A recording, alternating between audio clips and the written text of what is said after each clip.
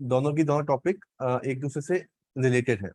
So this is development of human behaviour, these are the topics in this particular chapter. ठीक है, क्या क्या हमको देखना है, what is the difference between growth, what is the difference between development, growth और development क्या क्या होता है, and what are some of the principles of development. तो this is purely theoretical topic, ये प्योरली थ्योरेटिकल टॉपिक है, यहाँ से कोई भी क्वेश्चन नहीं आता है, अभी तक कोई भी क्वेश्चन नहीं पूछा हुआ। ठीक है ना, कि क्या ग्रोथ होता है, क्या डेवलपमेंट होता है। तो this is very very simple topic, आप पढ़ेंगे तो आपको समझ में आ जाएगा। This is pure theory. The second, role of genetic environmental factors in determining human behavior. Okay, so this is most important in this particular chapter. Why it is important? Because in this particular theme we will try to understand the debate of nature versus nurture. ठीक है, तो जो nature versus nurture debate होती है वो यहाँ पर आ जाती है।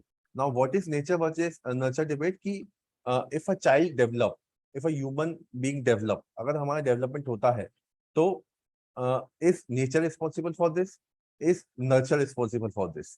ठीक है, नेचर यानी कि जीन्स, है ना, आपके जीन्स या आपकी हेरिडिटरी फैक्टर्स रिस्पॉन्सिबल है, या फिर नर्चर रिस्पॉन्सिबल है। नर्चर यानी कि इन्वायरमेंट रिस्पॉन्सिबल है, आपकी अपब्रिंगिंग रिस्पॉन्सिबल है ना। तो ये हमको बताने की कोशिश करनी है कि क्या जीन्स रिस्पॉन्सिबल होते हैं या फिर इन्वायरमेंटल रिस्पॉन्सिबल होता है आपके डेवलपमेंट के लिए। Now this debate is universal in psychology subject. You will find this debate in development of human behavior. You will find the same debate in language and communication. The same debate would be there in intelligence chapter also, जो मैं आपको समझाऊंगा कि intelligence कैसे होता है, कि क्या वो भी जीन्स की वजह से होता है या फिर उसमें भी इन्वायरमेंटल फैक्टर्स इन्वॉल्व होते हैं। तो ये nature versus nature nurture debate universal होती है साइकोलॉजी में। आपको हर एक चैप्टर में इसमें से कुछ ना कुछ इसका पर्सपेक्टिव आपको देखने को मिल जाएगा। ठीक है, so this we will read in detail. Third one is influence of cultural factors in socialisation. Okay, so what is the process of socialisation, आपकी आपकी अपब्रिंगिंग, आप एक सोशल ह्यूमन बीइंग कैसे बनते हो, what are the different dimensions of your upbringing, कौन कौन responsible होता है, your parents are responsible, your friends are responsible, your society are responsible, your peer group are responsible, your schools are responsible. ठीक है, तो आप कैसे कैसे ये सब चीजें रिस्पॉन्सिबल होती हैं, आप कैसे कैसे दूसरे लोगों से अटैच होते हो, what are the different perspective of attachment. ठीक है, कि एक मदर और चाइल्ड का अटैचमेंट क्या होता है, and then how this attachment develop, कैसे कैसे इसका डेवलपमेंट होता है। तो यहाँ पर हम सोशलाइजेशन और अटैचमेंट के बारे में पढ़ेंगे। ठीक है, the last one is life span development. ठीक है, कि हमारा पूरा का पूरा डेवलपमेंट कैसे हो सकता है, कैसे होता रहता है। ठीक है, पूरा वेलबींग हमारी कैसे डेवलप होती है अक्रॉस डिफरेंट मेजर स्टेजेस। अब इसके अंदर आती है हमारी कुछ theories, there are some theories in this particular chapter. ठीक है, तो पहली थ्योरी कौन सी आती है इसके अंदर, वो है हमारी पियाजे, जो हम ऑलरेडी देख चुके हैं। पियाजे, जीन पियाजे theory. Okay, gene पियाजे theories of cognitive development. The second important theory is Vygotsky. ठीक है, this we will complete in this particular chapter. Another, Kohlberg theory.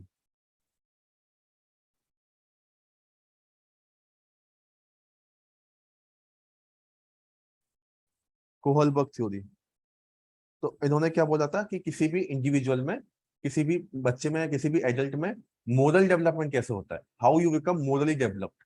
तो आपको कब पता चलता है कि कोई काम गलत है या कोई काम सही है। ठीक है, आपको क्या समझ में आता है कि एथिक्स क्या होती है, what are the different kind of values. तो ये हमारी कोहलबर्ग थ्योरी होती है। जीन पियाजे हम ऑलरेडी देख चुके हैं, इसको हम देखेंगे। कोहलबर्ग को भी हम देखेंगे, Kohlberg theory we will see in detail. Other than this there is also two more theories, Erikson, एक एरिक एरिक्सन की थ्योरी होती है। तो एरिक एरिक्सन की थ्योरी भी हम पर्सनैलिटी में देख चुके हैं, है ना, अलग अलग स्टेजेस हमने देखी थी। सो this is Erik Erikson theory. ठीक है, and the last one is Sigmund Freud, psychosexual development.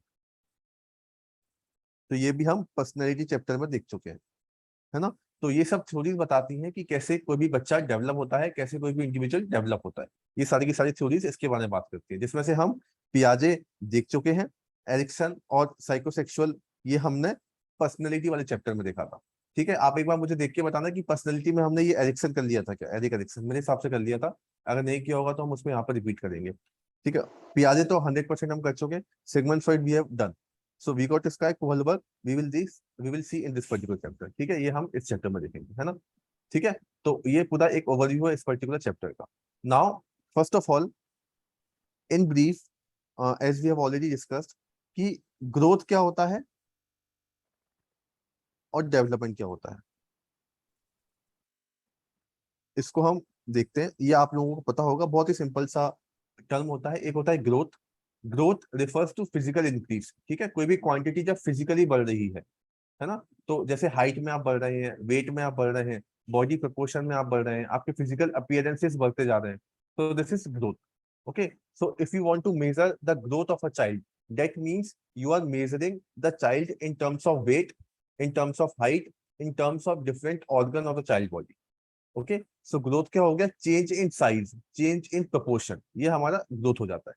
On the other hand development, development की जब हम बात करेंगे, डेवलपमेंट हमारा एक सिस्टमेटिक चेंज होता है। ठीक है, एक सिस्टमेटिक तरीके से आपके अपीयरेंस में चेंज होगा, आपके थॉट चेंज होंगे, आपका बिहेवियर चेंज होगा। तो जब हम ओवरऑल सारी चीजों की बातें करेंगे तो हम डेवलपमेंट की बात करते हैं। तो development refers to overall change in the individual. ये क्या होता है हमारा, ओवरऑल चेंज, ओवरऑल चेंज। ठीक है, ग्रोथ क्या होता है, ग्रोथ सिर्फ आपकी फिजिकल कैपेसिटी में चेंज होगा। फिजियोलॉजिकल चेंजेस जो होते हैं वो हमारे ग्रोथ वाले होते हैं। तो जो हमारे फिजियोलॉजिकल चेंज होंगे वो हमारी ग्रोथ में आ जाएगी। ठीक है ना। तो जब भी क्वांटिटी बढ़ेगी किसी चीज की तो आप बोलेंगे कि वो ग्रोथ है ना। तो क्वांटिटी बढ़ेगी तो हम उसको ग्रोथ की बात करते हैं, और जब क्वालिटी बढ़ेगी तो हम डेवलपमेंट की बात करेंगे। तो हम डेवलपमेंट की बात करेंगे। ठीक है, ये होता है हमारा ग्रोथ और डेवलपमेंट के बीच में अंतर, है ना। तो कुछ और डिफरेंस भी होते हैं, वो भी हम देख लेंगे, लेकिन ये बहुत सिंपल है, आपको सबको समझ में आता है। जैसे हम इन कंटेक्स्ट ऑफ जीएस बात करें, so in economics what is the measurement of growth, GDP is the measurement of growth. GDP से पता चलता है कि आपकी ग्रोथ कितनी हो रही है कंट्री की। So GDP measures the growth. GDP talks about the quantity, quantity की बात करता है जीडीपी। ठीक है, GDP does not measure the overall development. GDP से आपको ये समझ में नहीं आता कि ओवरऑल कितना चेंज हुआ है किसी भी इंडिविजुअल में। तो GDP does not involve education, GDP does not involve health outcomes, GDP does not involve life expectancy, GDP does not involve happiness। ठीक है, जीडीपी क्या बात कर रहे हैं, कितना प्रोडक्शन हुआ है इन वन फाइनेंशियल ईयर, वो बात करता है। तो जीडीपी हमारा क्या हो जाता है, ग्रोथ हो जाता है, ग्रोथ बताता है। डेवलपमेंट कौन बताता है, जो अलग अलग इंडेक्सेस होते हैं, human development index, world happiness index, तो they talk about the development. Development overall change बताएगा, क्वालिटी की बात करेगा, और ग्रोथ हमारा फिजियोलॉजिकल चेंज बताएगा, क्वांटिटी की बात करेगा। ठीक है, तो ये हमारा ये these are the definition which is written over here. These are very simple definition, आप इनको पढ़ेंगे आपको समझ में आ जाएगा।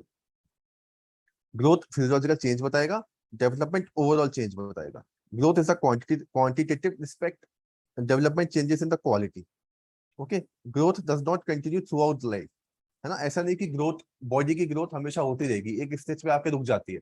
ओके, अगर height also stop at particular stage, उसके बाद फिर बहुत कम कम बढ़ती है ना, बढ़ती भी है तो, लेकिन एक स्टेज में आके रुक जाती है। लेकिन डेवलपमेंट तो आपका हमेशा हो सकता है।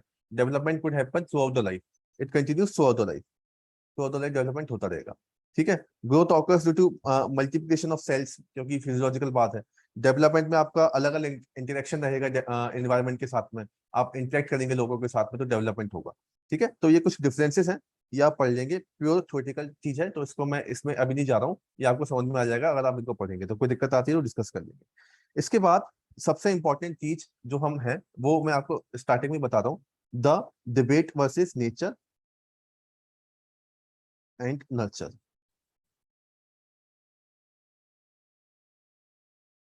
ठीक है, जो नेचर और नर्चर की डिबेट होती है, ये सबसे ज्यादा इंपॉर्टेंट इसमें आती है। ठीक है ना।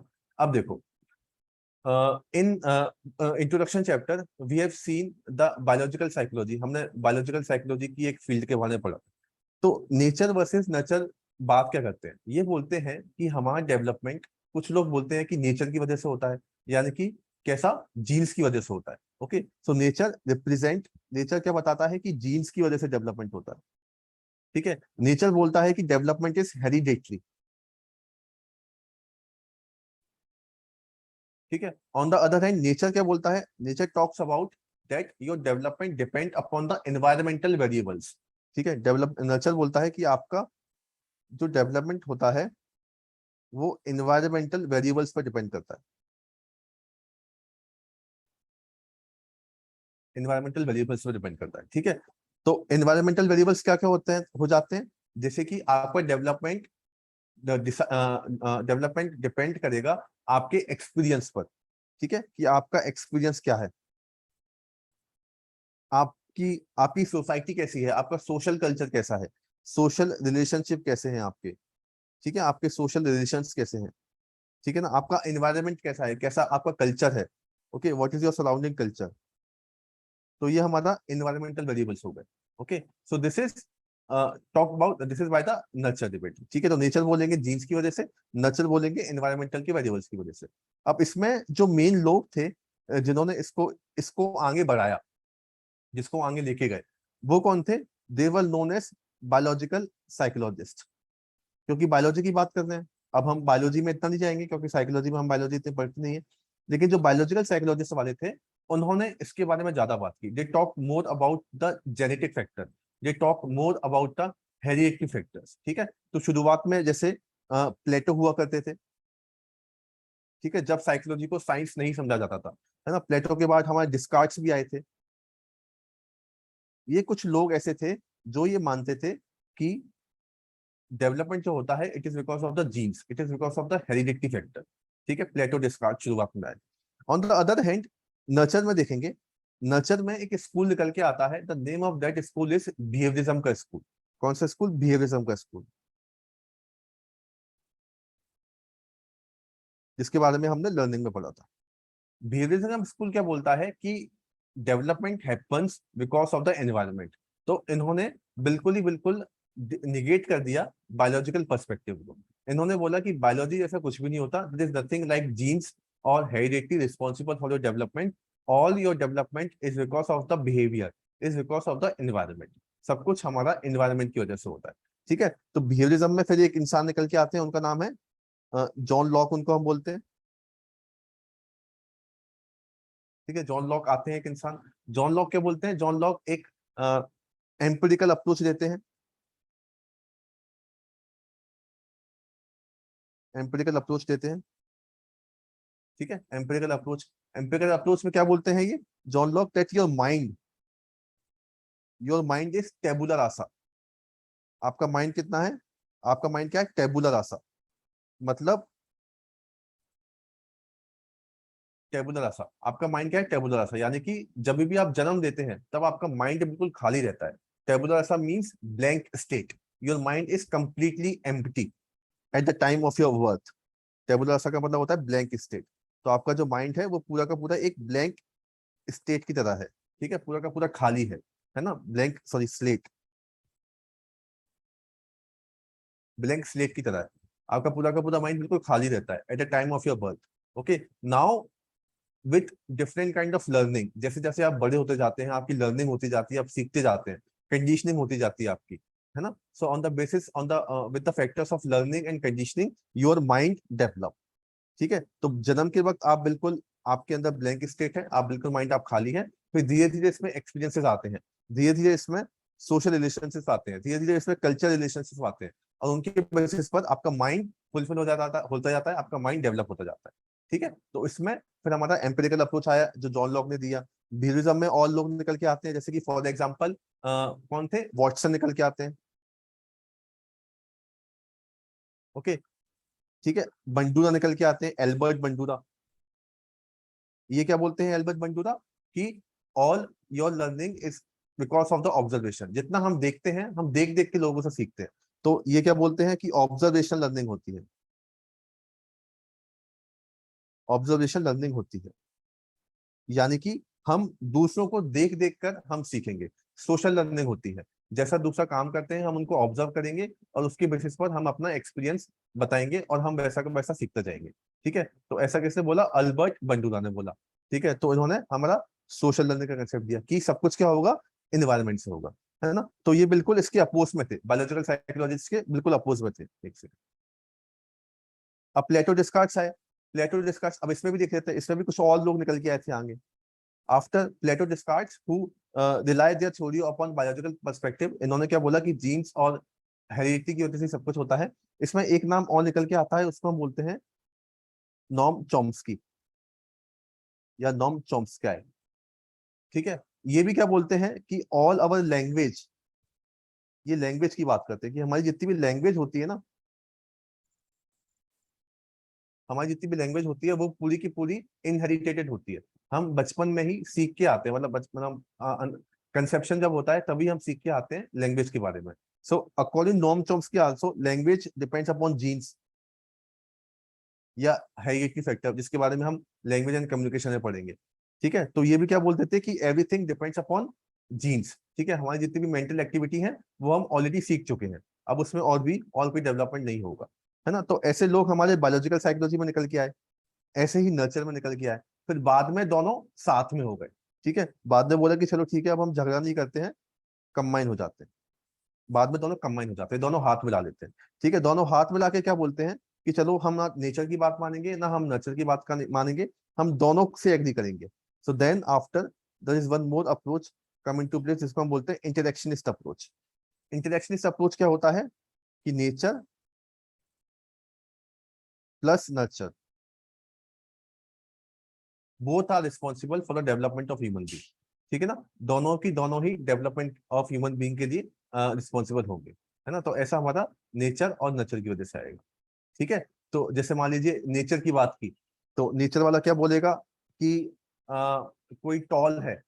ओके, तो टॉल क्यों है, क्योंकि उसके जेनेटिक फैक्टर्स टॉल से, मतलब उसके माँ बाप भी लंबे रहे होंगे तो बच्चा भी टॉल निकल के आ गया, है ना। या फिर बच्चा छोटा है, उसकी हाइट कम है, तो उसके जीन्स में भी ऐसे ही होगा। That is why the child is unable to grow in the height perspective. On the other end nurture वाले क्या बोलेंगे, दैट बच्चा लंबा इस वजह से नहीं हो पाया क्योंकि बच्चा is डेप्राइव्ड।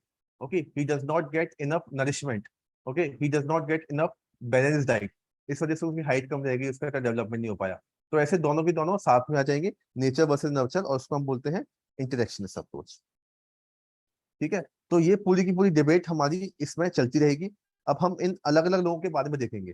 Some of the people we have already seen, we have seen about Watson के बारे में हमने देख लिया है, बंडूरा के बारे में हमने देख लिया है, इनके बारे में हम अभी देखेंगे कि ये कौन होते हैं। जॉन लॉक के बारे में हम देख चुके हैं, है ना। तो ये होता है nature versus nurture.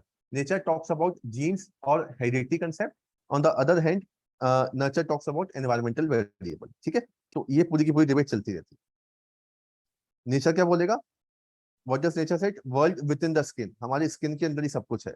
What we are born with, हम जिससे बोर्न किए गए हैं उसी पे ही सब कुछ डिपेंड करेगा। सो this is our genetic perspective. Okay, तो हम, ठीक है, सब कुछ सीख के आते हैं with the help of nature.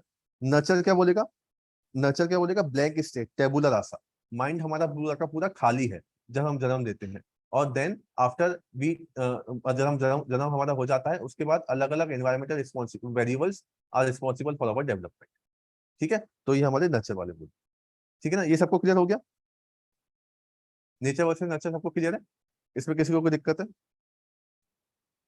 एक बोलेगा जीन्स की वजह से, एक बोलेगा हेरिडिटी की वजह से। ठीक है ना, चलो।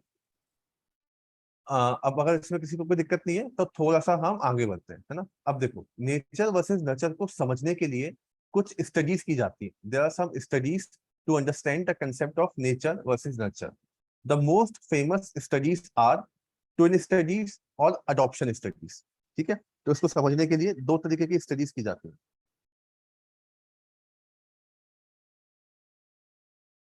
एक होती है ट्विन स्टडीज और दूसरी होती है अडॉप्शन स्टडीज। अब इसको आप समझना बहुत ध्यान से, ये बहुत इंपॉर्टेंट है। ठीक है,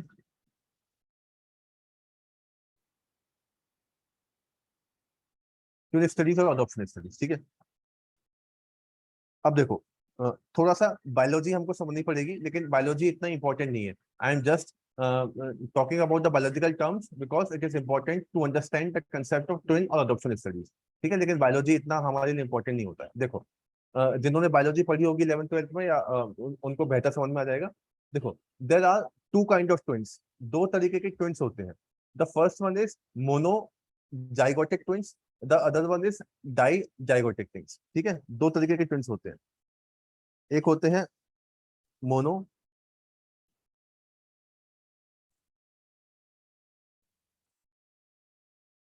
MONO, ZYGO, ठीक है, मोनोजाइगोटिक। एक होते हैं डाई,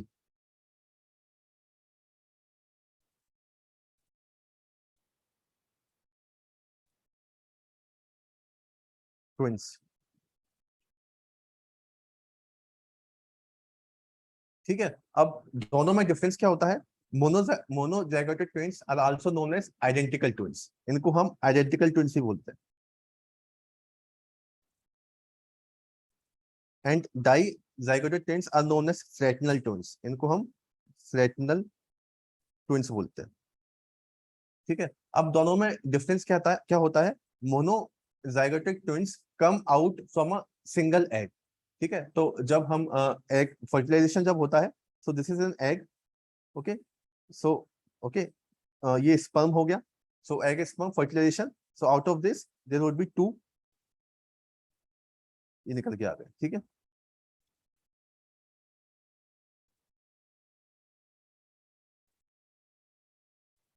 ना। So this is monozygotic twins when there is a fertilization between a single egg and sperm. On the other hand, dizygotic twins, जो dizygotic जुड़वा होते हैं, जिनको फ्रैक्शनल जुड़वा होते हैं, तो ये बिल्कुल आइडेंटिकल होंगे, इनमें सब कुछ एक जैसा होगा। तो इसमें क्या होगा? इसमें दो होंगे,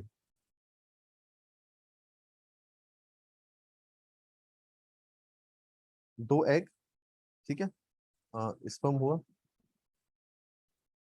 ओके, ये हुआ, फिर देन आउट ऑफ दिस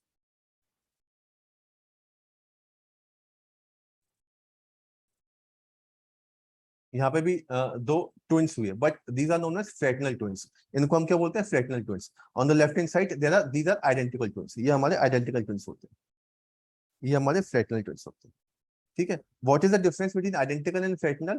कि इनमें सब कुछ सेम होगा, आइडेंटिकल वालों में सब कुछ सेम होगा, यानी कि they will share 100% similar genes, ये 100% सिमिलर जीन्स को शेयर करेंगे, 100% सिमिलरिटी रहेगी। लेकिन इनमें क्योंकि they are fertilize with different egg with different sperm, तो इनमें सिमिलरिटी तो रहेगी, लेकिन 50%,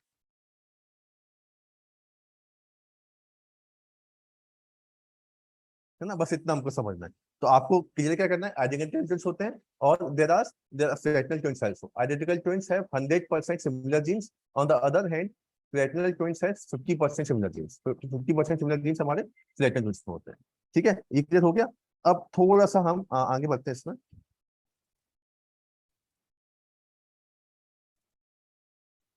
ठीक है। अब देखो, अब हम समझ रहे हैं जीन्स के बारे में और एनवायरनमेंट के बारे में, ये हमारी पूरी की पूरी बहस होती है। तो एक तरफ होंगे हमारे जीन्स, एक तरफ होगा हमारा एनवायरनमेंट, ठीक है। अब जीन्स का और एनवायरनमेंट का इन दोनों ट्विन्स पे कैसे फर्क पड़ता है, इनको हम बोलते हैं ट्विन स्टडीज, ठीक है। अभी हम क्या देख रहे हैं? Twin studies. मैंने आपको ट्विन और एडॉप्शन स्टडीज दिखाया था ना, तो इसको अभी हम थोड़ी देर बाद देखेंगे। This is the twin studies, अभी हम ट्विन स्टडीज देख रहे हैं। तो जीन्स और एनवायरनमेंट का मोनो जाइगोटिक ट्विंस और डाई जाइगोटिक ट्विंस, ठीक है। मोनो और डाई इस दो तरीके के होते हैं। तो डाई में तो लिखो, जैसे लिखा ही है इसमें, डाई लिखा है ना, तो दो अलग अलग एक्स से, दो अलग अलग स्पर्म से आएंगे, और 50% सिमिलर जीन्स होंगे इसमें, इनमें 100% सिमिलर जीन्स होंगे, ठीक है। तो एक तो मोनो जाइगोटिक जुड़े हो गए, जुड़वा लोग हो गए, एक डाइजोटिक वाले जुड़वा हो गए, और एक हमारे रेगुलर सिबलिंग्स हो गए, ठीक है। जैसे मेरा बड़ा भाई, मेरी बड़ी बहन, ये हमारे रेगुलर सिबलिंग्स हो गए, ठीक है। अब मैं कुछ लिखने वाला हूँ, अब आप मेरे को बताना इससे आप कितना सहमत करते हो। मोनो जाइगोटिक ट्विंस,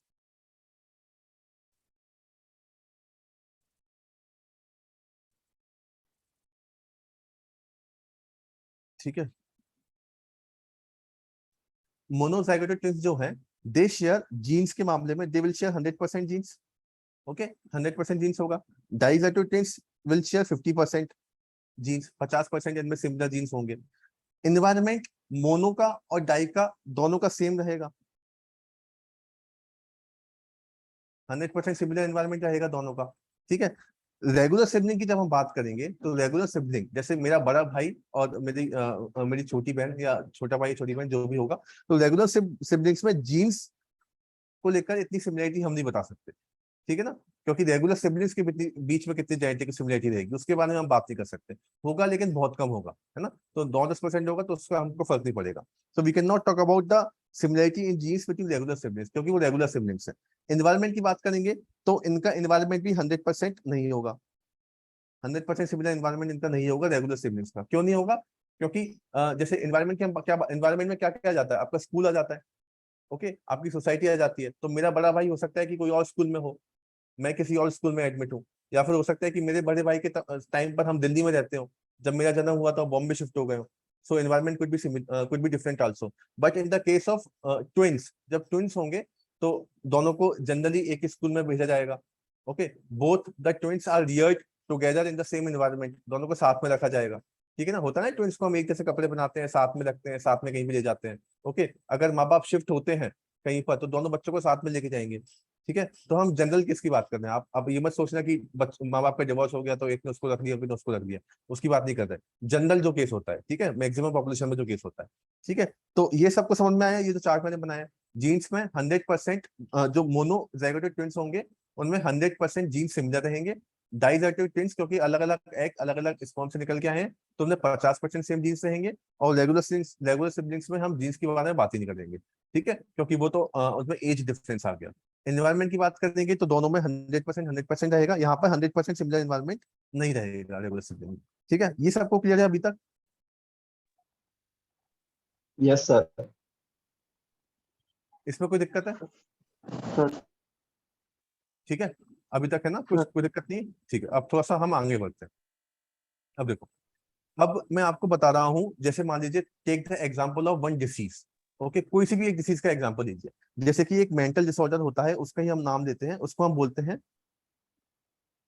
सिजोफेनिया, का आपने नाम सुना होगा, ठीक है। तो सिजोफ्रेनिया होता क्या है, वो हमारा मेंटल डिसऑर्डर्स में आएगा पेपर 2 में। जनरली अगर सिजोफ्रेनिया को देखा जाए तो schizophrenia is a mental disorder जहां पर आपको हेलुसिनेशन आना शुरू हो जाते हैं, ठीक है। You lost touch with the reality, आप रियलिटी के साथ अपना टच खो देते हो सिजोफ्रेनिया में। आप ये समझना, होता है ना, कभी कभी आपने मूवीज में देखा होगा कि हेलुसिनेशन आ रहे हैं, अलग अलग ख्याल आ रहे हैं, ठीक है, ऐसा लगता है कि कोई हमारी पीछे कोई हमारी बिचिंग कर रहा है, कोई हमारे बारे में गलत बात कर रहा है, ओके। तो you lost your touch with the reality, this is schizophrenia, okay. कोई भी मेंटल डिसऑर्डर कोई और भी ले सकते हो, है ना, कोई डिप्रेशन ले लो, कुछ और भी ले लो, कोई उसमें कोई बड़ी बात नहीं। हमने एक बीमारी ली सिजोफ्रेनिया के बारे में, ठीक है ना।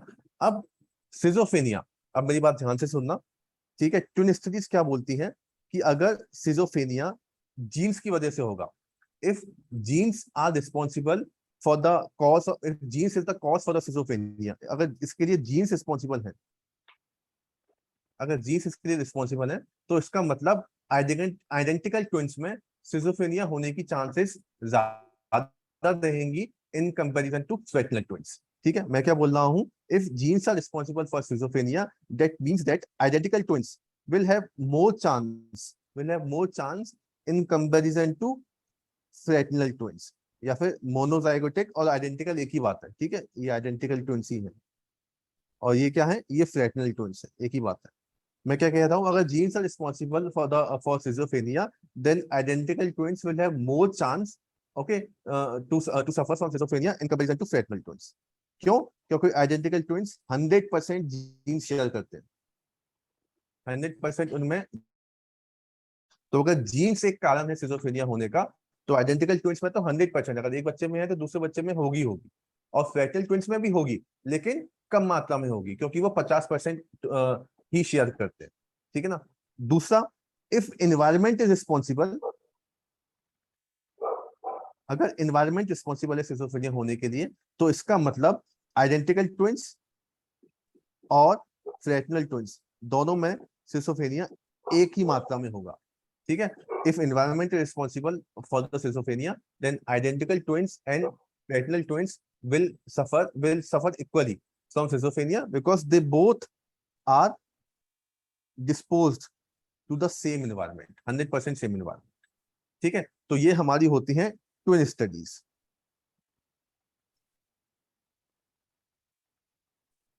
जिसके बेसिस पर समझा जाता है कि क्या जीन्स रिस्पॉन्सिबल है या फिर एनवायरमेंटल रिस्पॉन्सिबल है, ठीक है। ये समझ में आया सबको? इसमें किसी को दिक्कत है? दीज आर ट्विन स्टडीज, ठीक है। तो ट्विन स्टडीज ने क्या बोला कि अगर जीन्स रिस्पॉन्सिबल होंगे तो इसका मतलब आइडेंटिकल ट्विंस में ज्यादा होगा, क्योंकि वो तो एक जैसे ही है, 100% सिमिलरिटी है उन लोगों में, है ना। जुड़वा मूवी देखिए ना आपने, वो एक काम करता है, वो दूसरा वो काम करता है, तो ऐसा मतलब होता है आइडेंटिकल ट्विंस में, आपको देखने को मिलेगा।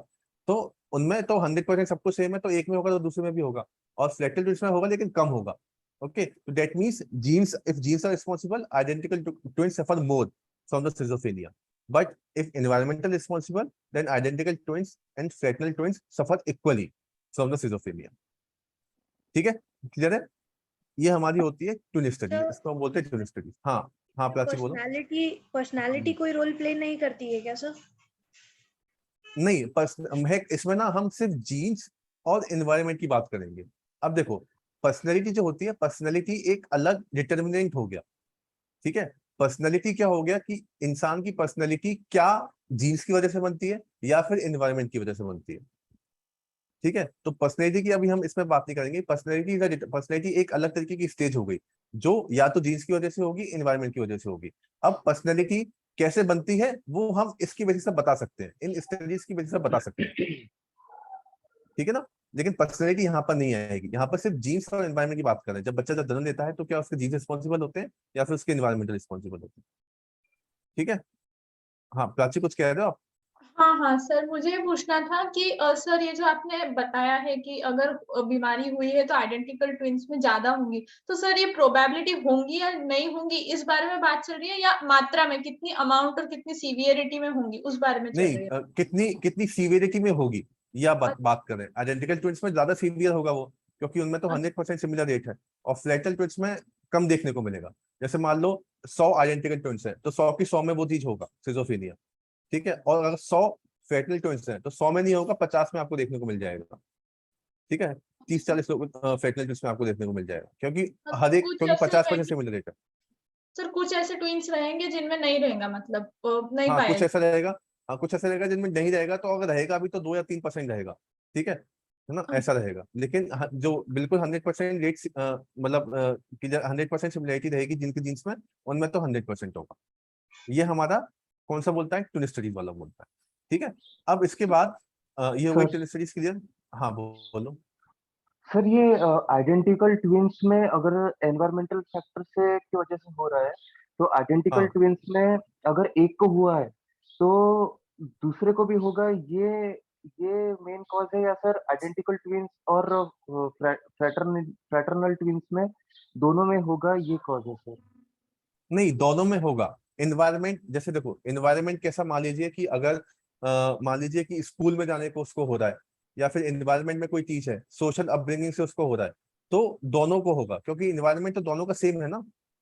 Yes sir. एनवायरमेंट तो जैसे दो जुड़वा बच्चे होते हैं वो सेम स्कूल में जाएंगे, ठीक है, सेम ट्यूशंस में जाएंगे, सेम, कोई अगर म्यूजिक क्लास लगाई तो सेम म्यूजिक क्लास में जाएंगे, है ना। तो उनका यस एनवायरमेंट तो बिल्कुल सेम होगा, भले ही उनके जीन्स में अंतर है या नहीं, एनवायरमेंट उनका एक जैसी होगा ना। Yes sir. बट ठीक है, सर तो वो, जो हाँ मतलब ये चीजें डील करने का जो एक वो रहता है वो दोनों ट्विंस में अलग होगा ना सर? फॉर एग्जांपल अगर वो दोनों स्कूल जा रहे हैं और अगर हाँ उनकी बुलिंग हो रही है, तो मे बी एक ट्विन जो है वो खुद के लिए स्टैंड नहीं कर पाएगा, बट जो दूसरा ट्विन है वो तो कर सकता है ना सर? तो ये हाँ, चीज तो वो फर्क तो, नहीं हाँ, पड़ेगा?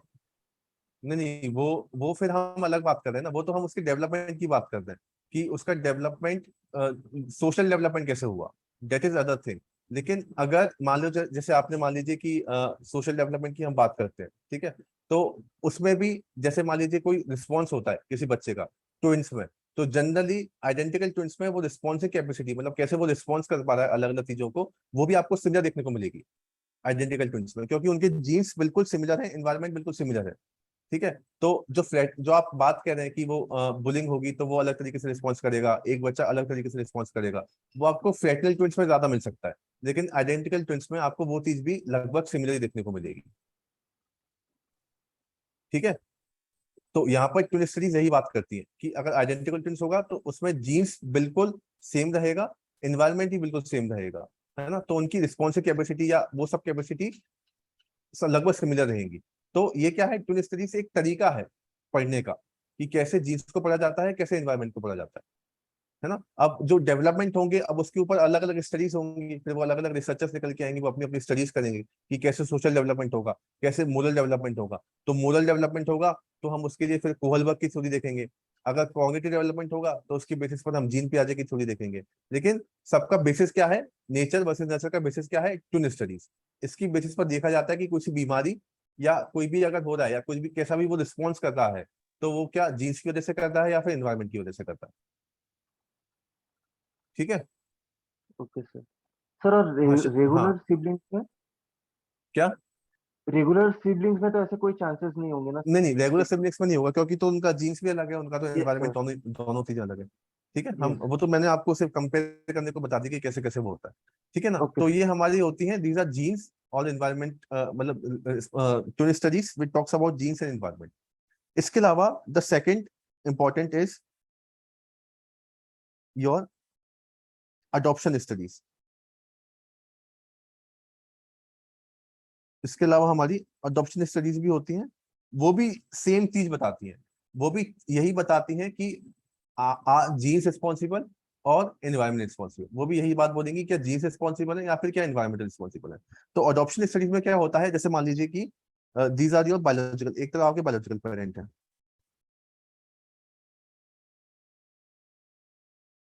ओके, जीस बायोलॉजिकल पेरेंट हो गए, है ना। बायोलॉजिकल पेरेंट के जो कोई भी बच्चा मान लीजिए, child, okay, and then on the right hand side there are adopted बच्चे, adopted parents, sorry, adopted parents। ठीक है, सो बायोलॉजिकल पेरेंट्स हो गए,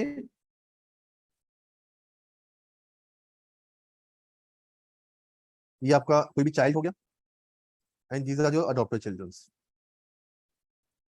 ये आपके अडॉप्टेड चिल्ड्रन हो गए, है ना। Now this biological in biological parents का बच्चा ये है, चाइल्ड, और इन्होंने इसको अडॉप्ट कर लिया, पेरेंट्स ये हैं, इनने अडॉप्ट कर लिया। तो इसका मतलब these biological parents will share similar, somewhat similar genes with this child. ठीक है, ये बायोलॉजिकल पेरेंट और इस अडॉप्टेड बच्चे के जीन समवॉट सिमिलर होंगे।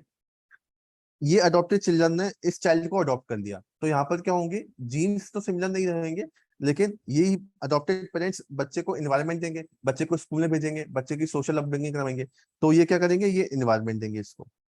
This adopted children will give the environment. तो यानी कि अडॉप्टेड चिल्ड्रन, अडॉप्टेड पेरेंट्स और बच्चों का एनवायरनमेंट एक जैसा हो गया, इनके जीन्स लगभग एक जैसे के हो गए, है ना। अब इसमें क्या होगा, सेम केस सिजोफेनिया, सेम बात करेंगे सिजोफेनिया की। Okay, now according to adoption studies, if genes are responsible for the schizophrenia, then biological parent को अगर schizophrenia है, biological parent को अगर schizophrenia है, तो इस child को भी schizophrenia होगा, अगर genes responsible है तो, अगर genes responsible है तो। ठीक है, लेकिन अगर environment responsible है, environment responsible है, तो इसका मतलब ये जो child है, adopted child, जिसको अडॉप्ट कर लिया पेरेंट्स ने, इसका और अडॉप्टेड पेरेंट्स का schizophrenia एक जैसा होगा। ठीक है, क्योंकि इनको एनवायरनमेंट इस अडॉप्टेड बच्चे ने दिया है, एक ही मतलब घर में रहे हैं, एक ही अपब्रिंगिंग हुई है। So if environment is responsible, then child, sorry, adopted parents में जो है और चाइल्ड में जो है वो लगभग एक जैसा होगा। और अगर जीन रिस्पॉन्सिबल है तो बायोलॉजिकल पेरेंट और चाइल्ड में एक जैसा होगा, क्योंकि ये दोनों एक जनरेशन शेयर कर रहे हैं। This is what, this is adoption studies, ये हमारी अडॉप्शन स्टडीज होती है। ठीक है, सर। तो हमने दो देखी, एक ट्विन, एक सेकंड, एक हो गया ट्विन, एक हो गया अडॉप्शन। तो अडॉप्शन स्टडीज में हम क्या देखते हैं, अडॉप्शन स्टडीज में हम कंट्रीब्यूशन देखते हैं नेचर नर्चर दोनों का, but with the help of adoption, adoption parents की वजह से। ठीक है, तो आपने देखा होगा कभी कभी कि जैसे बायोलॉजिकल पेरेंट्स जो होते हैं, बायोलॉजिकल पेरेंट्स हो सकता है कि काफी अच्छे सिंगर्स हों, okay, they may be very good singer, okay, but the adopted parents have no interest और नो एप्टीट्यूड फॉर म्यूजिक। ठीक है, तो जो चाइल्ड की म्यूजिकल एबिलिटीज होंगी, क्या वो बायोलॉजिकल पेरेंट जैसी होंगी या फिर अडॉप्टेड बच्चे जैसी होंगी, तो इसको समझा जाता है with the help of adoption studies. ठीक है, तो ये हमारी अडॉप्शन होगी। तो अडॉप्शन में क्या होगा, एनवायरनमेंट सेम होगा अडॉप्टेड पेरेंट्स के साथ में बच्चे का, और जीन सेम होंगे बायोलॉजिकल पेरेंट के साथ में। ठीक है, हाँ, आप बताओ क्या पूछ रहे हो। सर मैं बोल रहा था वो जो बायोलॉजिकल पेरेंट्स है और जो चाइल्ड है उसमें सर एनवायरनमेंट का फैक्टर नहीं आएगा सर? नहीं, एनवायरनमेंट का फैक्टर तो आएगा नहीं ना, क्योंकि बच्चे ने बच्चे, इन्होंने बच्चे को जन्म दिया और फिर जन्म के बाद ही उस बच्चे को इन्होंने अडॉप्ट कर लिया, तो एनवायरनमेंट कैसे अच्छा, आएगा। Okay okay okay okay okay okay okay है ना, ओके। जन्म दिया, जन्म के बाद उन्होंने अडॉप्ट कर लिया, तो अडॉप्ट वाले देंगे ना एनवायरनमेंट तो। Yes sir, yes sir. Adopted parents will give the environment, ठीक है, एक शहर में Yes, रह रहे हैं, एक ही खाना खा रहे हैं, ठीक है, कहीं पे साथ में जा रहे हैं, तो अडॉप्टेड बच्चों के साथ में जाएंगे वो। Okay, yes so sir, this is environment, ठीक है, आगे समझ में। तो yes ये sir, हमारी होती है adoption studies. So on the one hand side there are twin studies, on the second hand side there are adoption studies. ठीक है, ये क्लियर है सबको, इसमें कोई दिक्कत है? ये आगे समझ में कोई दिक्कत हो तो अभी इससे पूछ लेना, क्योंकि ये इंपॉर्टेंट है। ठीक है, देखो ये सब पूरा चार्ट मैंने बना दिया यहाँ पर, ये आपको मिल जाएगा नोट्स में। ठीक है, ये अगर थोड़ा सा क्लियर नहीं हो रहा होता, सिजोफ्रेनिया बीमारी है, दिस इज द बीमारी, this is monozygotic twins, this is fraternal, this is regular siblings. ठीक है, तो इसमें ये हो गया आइडेंटिकल फेटनल, इसमें ये 50% लिखा हुआ है, ये लेकिन ये जो रहता है ना रेगुलर सिबलिंग में भी समवट जीन्स एक जैसे रहते हैं, लेकिन ये एग्जैक्टली 50% नहीं होता है, तो इसको आप करेक्ट करके 25 to 30 कर देना। रेगुलर सिबलिंग में भी थोड़े बहुत जीन सिमिलर होते हैं, लेकिन एग्जैक्टली 50 नहीं होते हैं, है ना। मेरे और मेरे बड़े भाई में भी थोड़े बहुत जेनेटिक क्वालिटीज होंगी सिमिलर, लेकिन एग्जैक्टली 50% नहीं होंगी, 50% से कम होती है। और इन्वायरमेंट 100% होगा, 100% होगा, यहाँ पे तो हम इन्वायरमेंट की बात करेंगे नहीं, मेरा बड़ा भाई कोई और स्कूल में जाएगा, मैं कोई और स्कूल में जाऊंगा। और अडॉप्शन की बात करेंगे तो बायोलॉजिकल पेरेंट्स, अडॉप्टेड चाइल्ड और adopted parents, share environment, share genes, उनकी केस में ये वाली केस मिल जाएगी। ठीक है, क्लियर है सबको, कोई दिक्कत नहीं है ना इसमें? देखो, सो दिस इज ट्विन और अडॉप्शन स्टडीज, इसको हम क्या बोलते हैं, ट्विन और अडॉप्शन स्टडीज। इसकी बेसिस पर हमारे जो भी है डेवलपमेंट की अलग अलग चीजें देखी जाती हैं। नेक्स्ट अब हम देखेंगे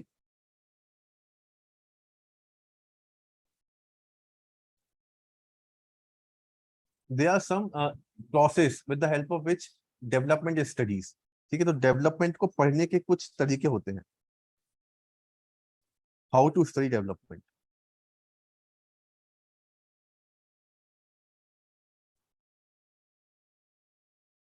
डेवलपमेंट को पढ़ा कैसे जाता है? So developmental psychologist focus upon the nature और नर्चर इशू, उसमें तो कोई भी बात नहीं है, but they are also interested to understand that what is the manner of develop. ठीक है, कि हम जो डेवलप होते हैं उसका तरीका क्या होता है। Okay, so for this researchers और developmental psychologist rely on some of the experimental methods. कुछ एक्सपेरिमेंटल मेथड होते हैं जिसमें वो रिलाई करते हैं। तो द फर्स्ट मेथड, उसको हम बोलते हैं क्रॉस सेक्शनल डिजाइन। तीन तरीके के मेथड होते हैं, आपको पढ़े भी होंगे आप लोगों ने कभी, कि developmental psychologist focuses upon three method. The first one is cross sectional design, the second one is longitudinal design, and the third one is cross sequential design. ठीक है, तो पहला होता है हमारा क्रॉस सेक्शनल।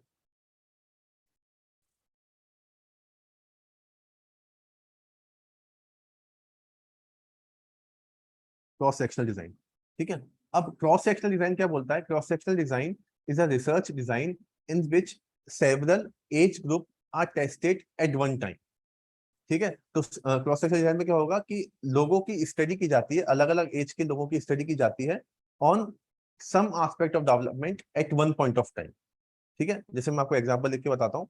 फॉर एग्जांपल, जैसे मान लीजिए a researcher who is interested in to to understand the cognitive changes.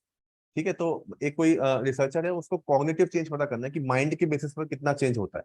तो वो अलग अलग एज ग्रुप के लोगों को लेगा, 10 ईयर्स, 20 ईयर्स, 30 ईयर्स।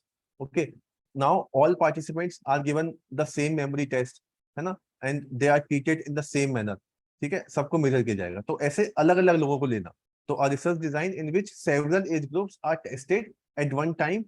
ठीक है, एक टाइम पर टेस्ट किया। तो क्रॉस सेक्शन में क्या होगा, जैसे 10 साल के लोगों को लिया, 10 ईयर्स, 20 ईयर्स, 30 ईयर्स। तो यहाँ पे क्या किया, अलग अलग एज ग्रुप के लोगों को लिया और फिर उनको टेस्ट किया। उनको किस पर टेस्ट किया?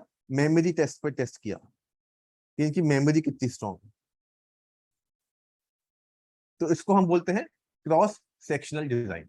ठीक है, 10 ईयर्स, 20 ईयर्स, अलग अलग एज ग्रुप के लोगों को लेना और उनकी फिर मेमोरी टेस्ट करना। ठीक है, इसको हम बोलते हैं क्रॉस सेक्शनल डिजाइन, है ना। अब देखो इसमें दिक्कत क्या होती है क्रॉस सेक्शनल डिजाइन में, कि आपने 10 साल के लिया, 20 साल का लिया, 30 साल का लिया। तो जो 30 साल का बच्चा है, 30 साल का बच्चा क्या, 30 साल जो 30 ईयर्स ओल्ड है, he might perform significantly poor in comparison to age groups of 20 और 10। तो अगर आप मान लीजिए इन तीनों का ही अगर आप मेमोरी टेस्ट कराएंगे, तो हो सकता है कि 30 साल का या फिर 40 साल का मेमोरी टेस्ट में इतने अच्छे से परफॉर्म ना कर पाए जितने अच्छे से 20 साल वाले परफॉर्म कर रहे हैं, है ना। तो इस वजह से इस स्टडी में थोड़े बहुत डिफरेंस आ जाते हैं। मतलब सही तरीके का एक परफेक्ट मेथड नहीं है ये, ठीक है ना।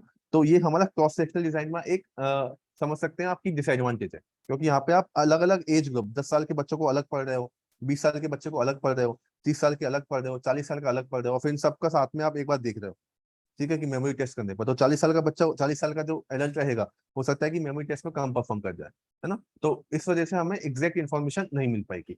सो द 30-year-old और 40-year-old probably he might exposed to less technology, he might exposed to less information in comparison to young बच्चा जो यंग रहेगा, जैसे 20 साल का, तो वो ज्यादा अच्छे से परफॉर्म कर पाएंगे। तो इसकी वजह से हम इस मेथड को इतना इस्तेमाल नहीं करते।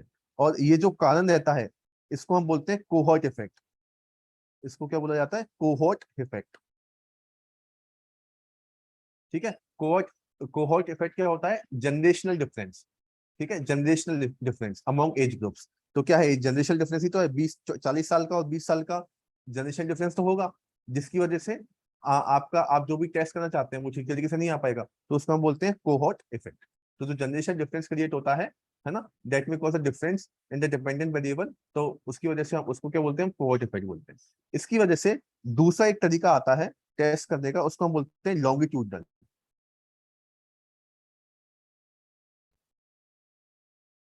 लॉन्गिट्यूडनल डिजाइन, ठीक है।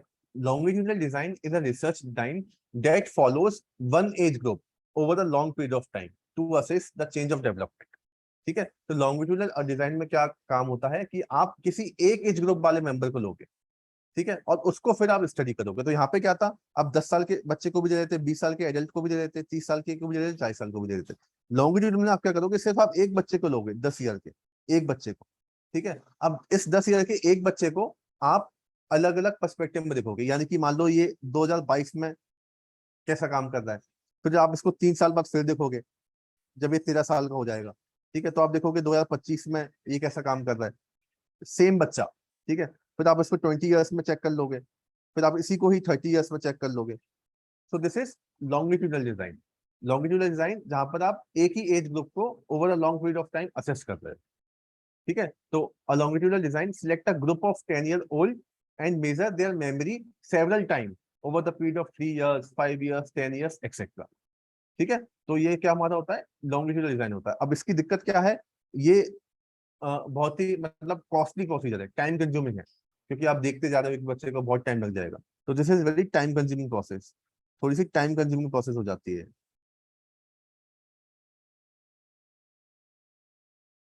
ठीक है। तो मैं फिर से आपको बता रहा हूँ, पहला कौन सा हो गया?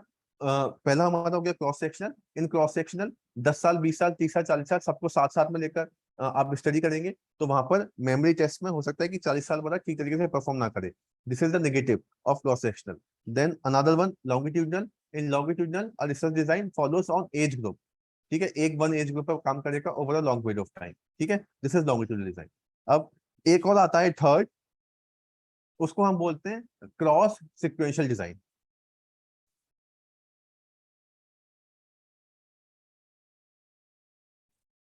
Cross sequential design, cross sequential design, ठीक है ना। ये क्या करता है? ये दोनों के फीचर को कंबाइन कर देता है। So it combine the feature of longitudinal research and cross sectional design. तो दोनों के फीचर को कंबाइन कर दिया, तो दोनों को साथ साथ में चलेंगे, लेके चलेंगे, तो उसको हम बोलेंगे क्रॉस सेक्शनल डिजाइन, ठीक है। तो क्रॉस सेक्शन में क्या होगा? Researcher randomly select a group of 10-year-old, 15-year-old, 20-year-old, है ना, और मतलब रैंडमली सिलेक्ट कर लेंगे और उनको उनके उन पे मेमोरी टेस्ट करेंगे over course of 2 years, 5 years, ठीक है। ऐसे ऐसे टेस्ट में दोनों को कंबाइन कर दिया, इसको भी कंबाइन कर दिया, इसको भी कंबाइन कर दिया। तो cross sectional means cross plus longitudinal, दोनों का जो कॉम्बिनेशन होता है उसको हम बोलते हैं cross sequential design. Okay, so in cross sectional design different age groups are followed over a short period of time to assess development change, ठीक है। तो डिफरेंट एज ग्रुप जो रहेंगे उनको शॉर्ट पीरियड ऑफ टाइम के लिए assess किया जाएगा। तो ऐसा नहीं कि 15-20 साल के लिए करें तो टाइम कंज्यूमिंग नहीं होगा, 2 साल के लिए, 3 साल के लिए, 4 साल के लिए करेंगे। और जो एज ग्रुप लेंगे उसमें भी इतना ज्यादा वेरिएशन नहीं रहेगा। एज ग्रुप भी आप कैसा लोगे? 10 साल, 15 साल, 20 साल, ऐसा एज ग्रुप लोगे। और टाइम पीरियड आप 2 साल, 3 साल, 4 साल, ठीक है, ऐसा आप टाइम पीरियड लोगे।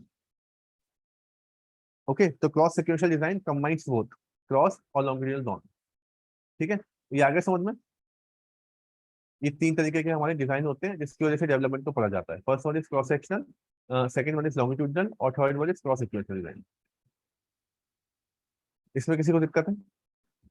Hello sir. हाँ पंकज बोलो। सर ये टेस्ट किस रिगार्डिंग में है? मेमोरी से रिलेटेड है या फिर नहीं, पर्टिकुलर? ये एक्चुअली डेवलपमेंट को पढ़ने के तरीके होते हैं, मतलब किसी इंसान में डेवलपमेंट कैसे हो रहा है। तो 10 साल में कितना डेवलपमेंट हुआ, मतलब मेमोरी में कितना डेवलपमेंट हुआ 10 साल की उम्र से 20 साल में, 20 से 30 में मेमोरी के रिस्पेक्ट में कितना डेवलपमेंट हुआ, 30 से 40 में मेमोरी के पर्सपेक्टिव में कितना डेवलपमेंट हुआ। So these are the test to understand the developmental process. ठीक है, डेवलपमेंट को मेमोरी टेस्ट में मैंने आपको एक एग्जांपल बताया। तो डेवलपमेंट कितना हो रहा है किसी भी इंसान में, इमोशनल डेवलपमेंट कितना हो रहा है, सोशल डेवलपमेंट कितना हो रहा है, ये सब हम इसमें देख मतलब ये उसके लिए तरीके हैं। Overall development sir. हाँ, ओवरऑल डेवलपमेंट आप कितना कर पा रहे हो। Okay sir, okay, thank you. ठीक है ना। तो पहला हमारा हो गया cross sectional design. Cross sectional design में क्या करेंगे, 10 साल 20 साल 30 साल 40 साल ऐसे एज ग्रुप निकले जाएंगे। तो several age group are tested at one time, एक ही टाइम पे इनको हम टेस्ट करते हैं। ठीक है, एक ही टाइम पे 10 साल की किया, 20 साल का किया, 30 साल का किया, 40 साल का किया। तो इसमें दिक्कत क्या आ गई, हो सकता है कि 40 साल वाला कम परफॉर्म कर पा रहा है, क्योंकि उसकी मेमोरी हो सकता है कि वीक हो गई हो, तो उसको हम बोलते हैं कोहॉर्ट इफेक्ट। इस कमी के कारण लॉन्गिट्यूडनल टेस्ट आया। तो इसमें क्या किया हमने, एक ही बच्चे को जब वो 10 साल का था तब टेस्ट किया, फिर वो 13 का हो गया तब किया, 20 का हुआ तब किया, 30 का हुआ तभी किया, एक ही को किया। तो ये लॉन्गिट्यूडनल, अभी टाइम कंज्यूम हो सकती है, तो हमने दोनों को कंबाइन कर दिया। ठीक है, दोनों को कंबाइन किया तो उसको क्या बोलते हैं हम, क्रॉस सेक्शनल। क्रॉस सेक्शन में क्या करेंगे, हम डिफरेंट एज ग्रुप के लोगों को लेंगे लेकिन शॉर्ट पीरियड ऑफ टाइम के लिए, so that we can assess their developmental changes. ठीक है, ये क्लियर है सबको, इसमें कोई दिक्कत तो नहीं है ना। ठीक है, मैं आपको इनकी डेफिनेशन लिख रहा हूँ। क्रॉस सेक्शनल डिजाइन,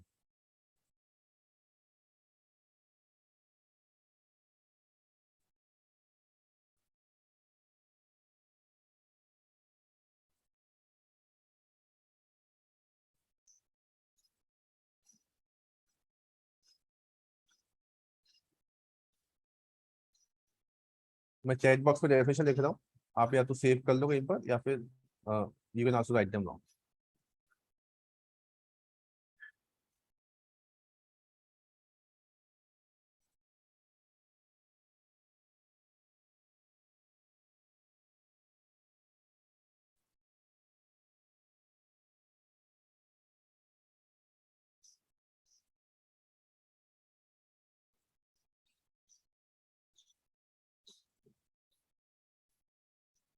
तीनों की डेफिनेशन मैंने लिख दिया। ठीक है, पहला वाला क्रॉस सेक्शनल है, फिर लॉन्गिट्यूडनल है और फिर लास्ट वाला ये क्रॉस सिक्वेंशियल।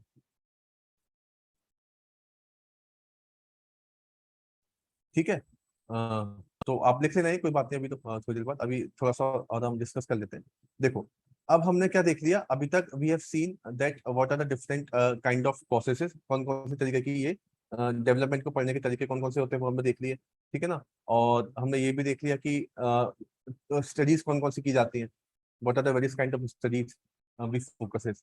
अब हम देखेंगे what are the different studies on development, मतलब एक्चुअल स्टडीज कौन कौन सी होती है ना। तो अभी तक तो हमने तरीके देखे, मतलब तरीके क्या होते हैं। अब इन तरीकों में हमें इतना नहीं जाना कि रिसर्चर कैसे यूज करते हैं, कौन कौन से तरीके का इस्तेमाल करेंगे, वो तो फिर उन पे हम छोड़ देंगे।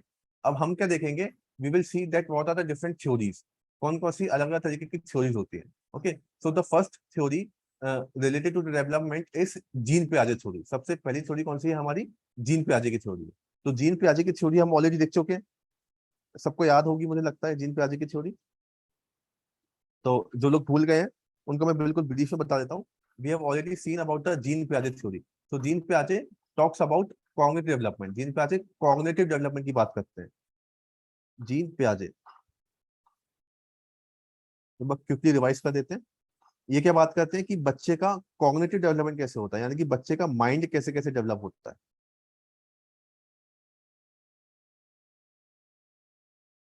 है ना, बच्चे का माइंड कैसे कैसे डेवलप होता है। सो अकॉर्डिंग टू जीन पियाजे a child develops into 4 stages, 4 stages में आपका डेवलपमेंट होता है। The first one is sensory motor stage, पहली होती है हमारी सेंसरी मोटर। ठीक है, जो हमने देखी थी। उसके बाद हम आते हैं प्री ऑपरेशनल, ठीक है। उसके बाद हमें देखी थी कॉन्क्रीट ऑपरेशनल, और लास्ट वाली फॉर्मल। तो पहले सेंसरी मोटर स्टेज में रहेगा बच्चा, यानी कि जब आप जन्म लोगे, बर्थ से लेके 2 साल तक ये चलती है जनरली, आपको इतनी देखने को मिल जाएगी। प्री ऑपरेशनल 2 से लेके 6 या 7 साल तक चलती है, ठीक है। ये हमारी 6 या 7 साल से लेके 12 साल तक चलती है, और ये 12 ईयर्स से बियॉन्ड ये चलती है, ठीक है। ये हम देख चुके हैं, तो थोड़ा सा मैं इसमें ऐसे आपको एक बार रिवाइज करा रहा हूँ। सेंसरी मोटर स्टेज में क्या होगा, सेंसरी मोटर स्टेज में आपके रिफ्लेक्सेस रहते हैं, कोई लैंग्वेज यहाँ पे डेवलप नहीं होती है, रिफ्लेक्सेस पे काम करेंगे। ऑब्जेक्ट परमानेंस थोड़ा बहुत आ जाता है इसमें,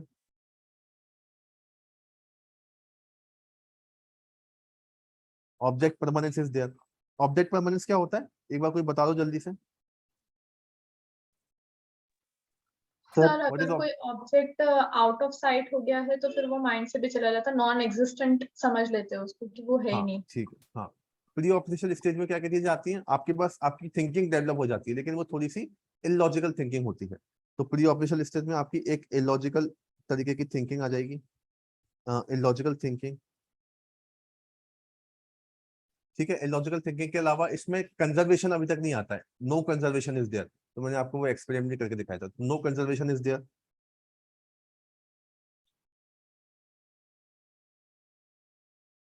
ठीक है, no conservation there. Principle of egocentric हो जाता है यहाँ पर, यानी कि बच्चा क्या करेगा कि ये पूरी दुनिया मेरे लिए है, सब मेरे को खुश करने के लिए काम करो, ठीक है। तो ईगो सेंट्रिज्म रहता है यहाँ पर बच्चे में, कि मतलब सिर्फ अपनी नजर से पूरी दुनिया को देखता है वो, ठीक है, और किसी से उसको इतना फर्क नहीं पड़ता। जब 6-7 साल का रहेगा या थोड़ा सा बड़ा हो जाएगा बच्चा, तो उसमें क्या होगा, कंजर्वेशन का प्रिंसिपल आ जाएगा।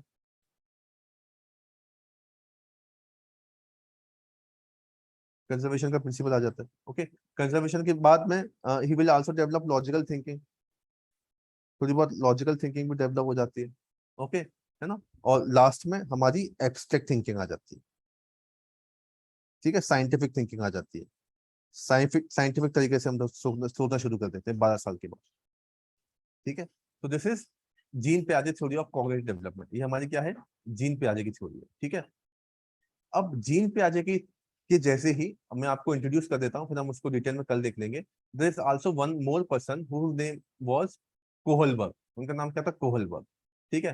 तो कोहलबर्ग ने क्या बताया, कोहलबर्ग ने एक थ्योरी दी जिसकी बेसिस पे उन्होंने बताया था कि how children distinguish between right and wrong, कोई भी बच्चा गलत या सही के बीच में कैसे डिस्टिंग्विश करेगा, how does their thinking about right और wrong changes as they grow, ठीक है। तो जैसे मान लीजिए कि आपको कुछ पैसे मिल गए एकदम से, तो आप उन पैसों का क्या करोगे, उन पैसों को आप डोनेट कर दोगे, या उन पैसों को आप जिससे आपने लिए उसको वापस लौटा दोगे, ठीक है। तो इसमें क्या होगा, आपकी मोरल रीजनिंग तैयार होती है, ठीक है, आपकी मोरालिटी का प्रिंसिपल यहाँ पर तैयार होता है, ओके। सो लाइक पियाजे, Kohlberg proposes his theory in which he talk about the ability to think about different issues of right and different issues of wrong, ठीक है। तो इस तरह से इन्होंने अपनी थ्योरी को 5-6 स्टेजेस में डेवलप कर दिया था, ठीक है। एक तो 3 बड़ी बड़ी स्टेज थी, प्री कन्वेंशनल लेवल, 3 लेवल थे, प्री कन्वेंशनल लेवल,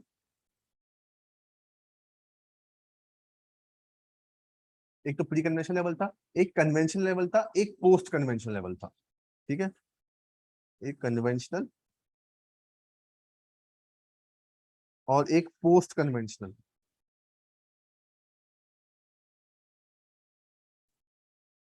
ठीक है, 3 लेवल थे। इन तीनों लेवल के अंदर अलग अलग स्टेजेस आती हैं, स्टेज 1, स्टेज 2, स्टेज 3, स्टेज 4, है ना। स्टेज 1 आएगी, स्टेज 2 होगी, स्टेज 3 होगी, स्टेज 4 होगी, स्टेज 5 होगी, स्टेज 6 होगी, ऐसी 6 स्टेज आएंगी, है ना। तो हर एक स्टेज में देखा जाएगा कि आपकी मोरलिटी कितनी है ना, आप कितना मोरल डेवलपमेंट हुए, ठीक है। तो इसको हम कल देख लेंगे, ठीक है ना। अभी हम इतना ही रखते हैं, अभी मैंने आपको जीन पे बता दिया, ट्विन स्टडीज, नेचुरल स्टडीज हमारा हो गया, ग्रोथ एंड डेवलपमेंट हो गया, एंड एडॉप्शन स्टडीज हो गया, डिफरेंट मेथड्स हो गए to study the process of development, okay. Now we will see theories one day after tomorrow, कल आपकी क्लास नहीं होगी, फ्राइडे और सैटरडे को क्लास होगी, ठीक है। So tomorrow there is no class, on Friday and Saturday you will be having class. Saturday को एक एक्स्ट्रा क्लास होगी, ठीक है, मैं आपको कल इन्फॉर्म कर दूंगा। कल क्लास नहीं है हाल फिलहाल के लिए, फ्राइडे को है, फिर सैटरडे संडे में से एक दिन क्लास होगी क्योंकि गैप हो गया एक दिन का, ठीक है। तो चलिए, फिर किसी को कोई डाउट है तो रुक जाओ भी, नहीं तो फिर हम परसों मिलते हैं। सर ये जो नेक्स्ट टेस्ट रहेंगी वो कितने चैप्टर्स के बाद रहने वाली है? 4 चैप्टर के बाद में, वो तो शेड्यूल में लिखा होगा ना, शेड्यूल में होगा, ठीक है। Thinking, problem solving, intelligence, development और लैंग्वेज एंड कम्युनिकेशन के बाद टेस्ट हो जाएगा, ओके। ठीक है। तो अभी तो हम सही चल रहे हैं, हमारे कितने 4-5 चैप्टर हो गए हैं, ठीक है, 1 महीना ठीक है, हो जाएगा हमारा दिसंबर तक कंप्लीट, ठीक है। किसी को कुछ पूछना है तो रुक जाओ, नहीं तो हम फिर कल परसों मिलेंगे। Hello hello sir.